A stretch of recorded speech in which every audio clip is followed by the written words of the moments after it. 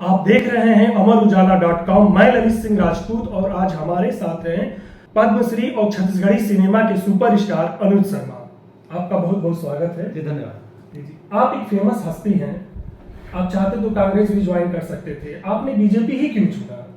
देखिए, बीजेपी की जो विचारधारा है मैं उससे प्रभावित हूँ। बीजेपी की रीति नीति और जो यानी बीजेपी एक ऐसी पार्टी है जो धारा 370 हटाने की ताकत रखती है।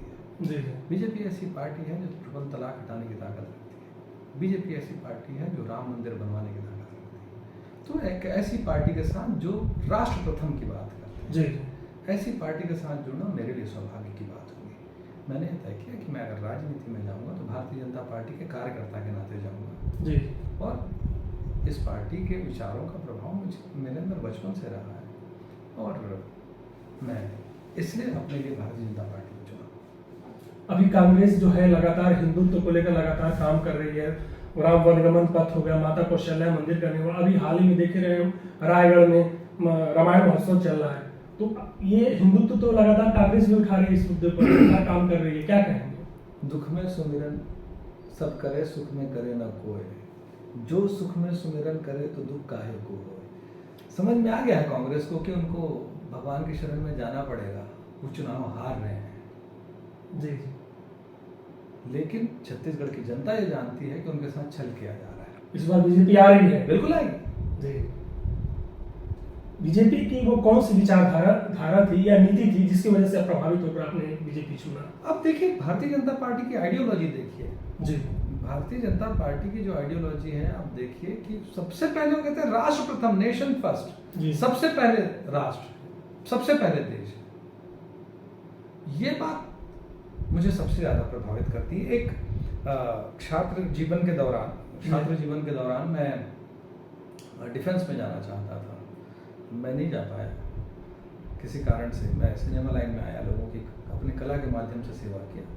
लेकिन जब राजनीति की बारी आई तो मुझे लगा मैं एक राष्ट्रवादी पार्टी के साथ जाऊंगा, जहाँ पे एक कार्यकर्ता बन के उस पार्टी को मजबूत बनाने में, इस राष्ट्र को मजबूत बनाने के लिए काम करूंगा, भारतीय समाज को मजबूत बनाने के लिए काम करूंगा। अब आप बीजेपी में आ गए हैं, किस भूमिका में दिखना चाहेंगे? ये पार्टी तय करेगी। जी जी। आपको चुनाव लड़ने के लिए कहा जाए तो कहाँ से चुनाव लड़ेंगे?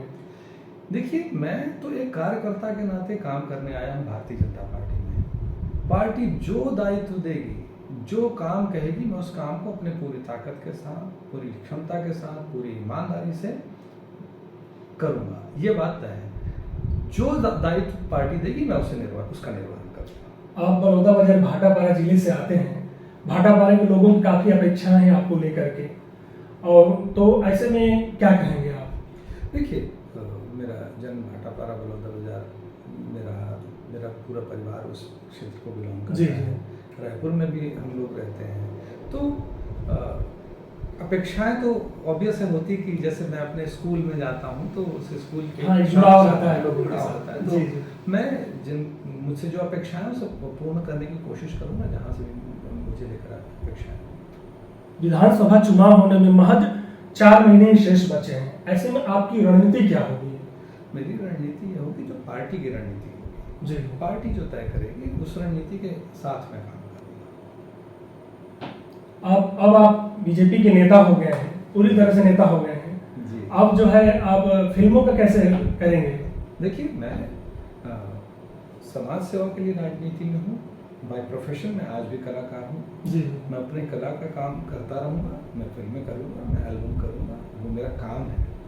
फिल्म और गायकी में कैसे संतुलन रखेंगे? इधर राजनीति भी नहीं, देखिए वो समय टाइम मैनेजमेंट तो करना पड़ेगा, लेकिन मैं अपना काम भी पूरी तरह से नहीं छोड़ सकता क्योंकि ये मेरा काम है। अब आपने राजनीति में कदम रख दिया है, इसके पहले आप एक्टर भी थे, गायकी भी आप करते रहे, उम्दा गायक के तौर पे आप जाने जाते हैं छत्तीसगढ़ में लेकर के। इससे पहले आप क्या बनना चाहते थे? मतलब एक एक्टर और गायक से पहले आप क्या, आपका सपना रहा होगा, क्या आप बनना चाहते थे? मैंने बताया ना आपको कि मैं फौज में जाना चाहता था। अच्छा, फौज में जाना चाहता था, इसीलिए मैंने स्काउटिंग की, 8 साल राष्ट्रपति अवार्ड किया उसमें। फिर मैं एनसीसी में आया, सी सर्टिफिकेट किया एयर विंग एनसीसी से। जी। और दुर्भाग्य से मैं वो परीक्षा पास नहीं कर पाया। उसमें मैं डिग्री की जगह अपने मार्कशीट लेके गया था, तो मैं एलिजिबल नहीं था अपने डॉक्यूमेंट्स के साथ। जी। हमारे यहाँ डिग्री निकालने की परंपरा नहीं थी। हाँ। तो मैं उसमें उत्तीर्ण नहीं हो पाया उस परीक्षा में, तो फिर मैंने जीवन में ये फैसला लिया कि मुझे अब इस पे जाना चाहिए, सिनेमा लाइन में, कला के क्षेत्र में जाना चाहिए। फिर मैंने इस क्षेत्र में काम किया जी। और मैंने फैसला किया कि अब मैं राजनीति में हूँ। पीएम नरेंद्र मोदी के कामकाज को लेकर आप क्या कहेंगे? देखिए, मैं क्या कहूँगा, पूरी दुनिया कह रही है। जी नरेंद्र मोदी जी के प्रधानमंत्री बनने के बाद आप देखिए जो भारत की ताकत है पूरी दुनिया मानने लगी। जी एक मजबूत अर्थव्यवस्था के रूप में भारत का उदय है, पूरी दुनिया देख रही है हसरत भरी निगाहों से। एक युवा देश है भारत, और ऐसे प्रधानमंत्री मिले हैं जो बहुत लंबे अंतराल में इतना पावरफुल प्रधानमंत्री मिलता है। ऐसा सौभाग्य है भारत का कि इतने मजबूत प्रधानमंत्री मिले और मजबूती से भारतीय संस्कृति, परंपरा, अर्थव्यवस्था और भारत की प्रतिष्ठा बढ़ाने का काम कर रहे हैं। प्रदेश के मुखिया सीएम भूपेश बघेल के कामकाज को लेकर आप क्या कहेंगे? देखिए, कांग्रेस की सरकार है, कामकाज को क्या कह रहे हैं, तो रोज अखबारों में छप रहा है कि पीएससी में क्या हो रहा है, शराब घोटाले में क्या हो रहा है, कोल घोटाले में क्या हो रहा है, तो सभी पढ़ रहे हैं, सभी को पता है। जी। मोरछैया भुइयां में आपको कैसे काम मिला, उसमें कैसा सफर रहा आपका, उसके बारे में थोड़ा देखिए, बताइए। मोरछैया एंट्री कैसे हुई आपकी? मोरछैया भुइयां में मैं अपने कॉलेज में काम करता था, और उसके कारण मेरा थोड़ा नाम था। तो जब वो हीरो ढूंढ रहे थे हमारे निर्माता, तो उनको मेरे नाम का किसी ने सजेशन दिया और मुझे फिल्मों में अभिनय का मौका मिला। जी।